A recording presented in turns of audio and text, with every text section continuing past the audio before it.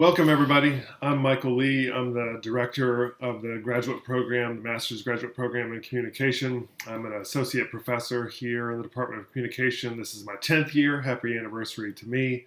I got here out of graduate school first at Georgia, where I did an MA, and then at Minnesota, where I did a PhD, and I got here in the fall of 2008. 10 long years ago. This is my first year on the job as the director of this program, and I'm very excited about that. And I'm also very excited to work with you in this course.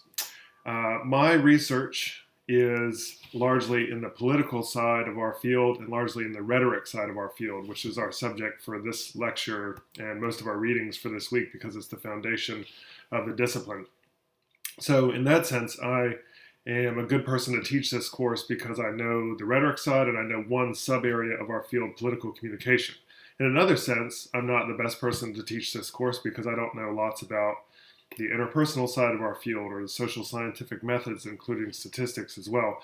But that said, this is a funny course, the Introduction to Graduate Studies in Communication, because nobody gets a PhD in the entire field. All of us get PhDs in some specific sub-area of the field, meaning we get a PhD in some specific method, whether it's rhetoric or social science or something like that, and then some specific area of inquiry, like social movements or like organizational communication. Some people study agricultural communication or public relations or something like that.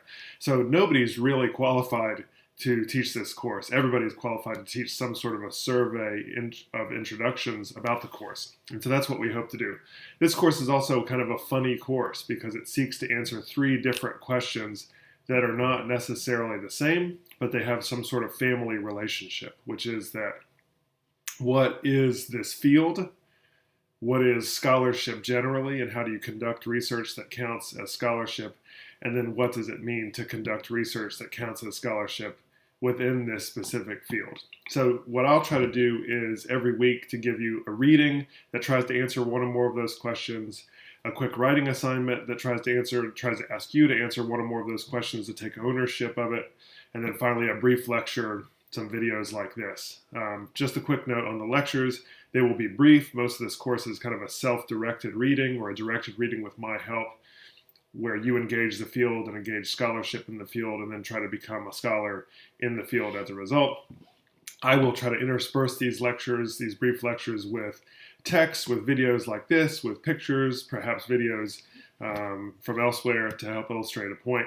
So that's sort of a coming attractions. I'll be back later with another quick video later in this lecture to talk about rhetoric, but largely this particular lecture and our readings this week are going to focus on the earliest sections of the discipline, which is to say the early 20th century and then 2,000 years roughly, I'm not a math major, before that in the 5th century before the Common Era.